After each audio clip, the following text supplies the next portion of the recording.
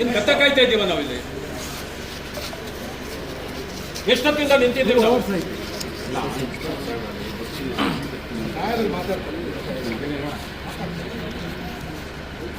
ಒಬ್ಬ opposition leader ನಿಂತಿದ್ದಾರೆ ಅಂತಾರೆ ನಿಮ್ಗೇನು ಸ್ವಲ್ಪನೇ ಗೌರವ ಬೇಡವಾ? ನಿಮಗೆ 2-3 ಅವರಿಂದ ನಿಂತಿದ್ದೀವಿ ನಾವಿಲ್ಲಿ. ಒಂದು FIR ಹಾಕಕ್ಕೆ ನಿಮ್ಗೆ ಬೆಳಗ್ಗೆ 8 ಗಂಟೆಯಿಂದ ಬೇಕು ಟೈಮು.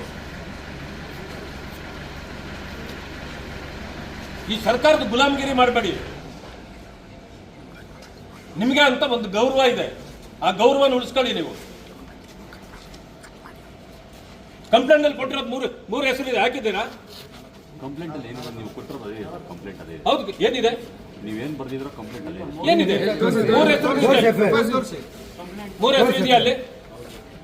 ನೀವು ಕಂಪ್ಲೇಂಟ್ ಏನಿದೆ, ನೀವು ಕಂಪ್ಲೇಂಟ್ ಸರ್, ಇದು first information report sir. Okay, ನೀವು ಕಂಪ್ಲೇಂಟ್ ಏನು ಕೊಟ್ಟಿರೋ ನಾವು ಅದನ್ನೇ ಅಟ್ಯಾಚ್ ಮಾಡಿದ್ದೀವಿ, ಅದನ್ನು ಸಮೇತ ಕೋರ್ಟಿಗೆ ಕೊಡ್ತೀವಿ ಸರ್. ಈಗ ಕಂಪ್ಲೇಂಟ್ ಅಲ್ಲಿ 3 ಹೆಸರು ಇದೆ, ಆ 3 ಹೆಸರು ಇದೆಯಾ ಅದರಲ್ಲಿ? ಇಲ್ಲ ಸರ್. ಮತ್ತೆ ಮಾಡ್ಬೇಕಲ್ವಾ? ನಾನು ಇಲ್ಲಿ ಕೂತ್ಕೊಂಡು ಆವಾಗಿಂದ ಫೋನ್ ಮಾಡಿದಾಗ ಇದೆ ಅಂತ ಹೇಳ್ತೀರಿ. ಆಮೇಲೆ ನಿಮ್ಮ DYSP ಅಲ್ಲ, DCP ದೇವರಾಜ್ ಇಲ್ಲಿ ಮಾತಾಡಿದಾಗ ಇಲ್ಲ ಇದೆ ಅಂತಾರೆ. 4 ಹೆಸರಿದೆ ಅಂದ್ರು ಸರ್. ನೀವು ಕೊಟ್ಟಿರೋ ಕಂಪ್ಲೇಂಟ್ ಏನಿದೆ, ಕಂಪ್ಲೇಂಟ್ ಅದೇ ಇದೆ ಸರ್. ಕಂಪ್ಲೇಂಟ್ ಏನು ಇದರಲ್ಲಿ ಇದಾಗಿಲ್ಲ ಸರ್. ಫಸ್ಟ್ ಇನ್ಫಾರ್ಮೇಶನ್ ನಾವು ನಮ್ಮ ಅನುಕೂಲ ತಕ್ಕನಾಗಿ ಮಾಡ್ತೀವಿ ಸರ್.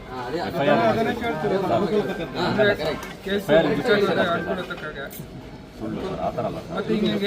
FIR ರಿಜಿಸ್ಟ್ರೇಷನ್ ನೋಡಿ ಸರ್, ನೀವು ಕಂಪ್ಲೇಂಟಲ್ಲಿ ಏನು ಕೊಟ್ಟಿದ್ದೀರಾ, ನಿಮ್ಮ ಕಂಪ್ಲೇಂಟೇ ನಾವು ಎಂಡರ್ಸ್ಮೆಂಟ್ ಮಾಡಿದ್ದೀವಿ, ಅದನ್ನೇ ಕೋರ್ಟಿಗೆ ಕೊಡ್ತಾ ಇದ್ದೀವಿ. ನಾವೇನು ಅದರಲ್ಲಿ ಏನು ಬದಲಾವಣೆ ಏನು ಮಾಡಿಲ್ಲ. ಅದನ್ನು ಮಾಡೋದು FIR ಏನು ಹೆಸರುಗಳನ್ನು ಮೆನ್ಷನ್ ಮಾಡಿದ್ರು ಅದು ಬರಬೇಕಾ ಬೇಡವಾ ಸರ್? ಇತರರು ಅಂತ ಹಾಕಿದ್ದಾರೆ ಸರ್. ಹೋಗ್ಲಿ, ಇತರರು ನಾನಾ ತನಿಖೆಯಲ್ಲಿ ಮುಂದೆ ಮಾಡಿದ್ಮೇಲೆ ನೀವು ಹಾಕ್ಬೇಕು. ಇದು ಸರಿಯಾದ ಕ್ರಮ ಅಲ್ಲ. ಇದು ಒತ್ತಡ ಬರುತ್ತೆ ಅಂತ ನೀವು ಹಿಂಗೆ ಮಾಡ್ಬಿಟ್ರೆ ನ್ಯಾಯ ಕೊಡ್ಸೋರು ಯಾರು? ಇಲ್ಲಾಗೋ ಮಿಸ್ಟೇಕ್ಗಳೇ ಮುಂದೆ ನ್ಯಾಯ ಸಿಗದೆ ಇರಲಿಕ್ಕೆ ಕಾರಣ.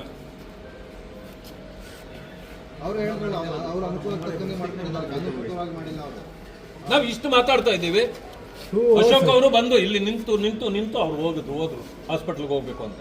ನಮಗೂ ಹುಷಾರಿಲ್ಲ, ಆದ್ರೂ ಕೂಡ ಅವ್ರಿಗೆ ನ್ಯಾಯ ಕೊಡಿಸ್ಬೇಕಲ್ಲ, ನಾವು ಕಾಯ್ತಾ ಕೊಡ್ತಿದ್ದೀವಿ. FIR ಇದನ್ನ ಟೈಪ್ ಮಾಡಕ್ಕೆ ಎಷ್ಟು ಹೊತ್ತಾಗ್ಬೋದು? ಕಂಪ್ಯೂಟರ್ 5 ನಿಮಿಷ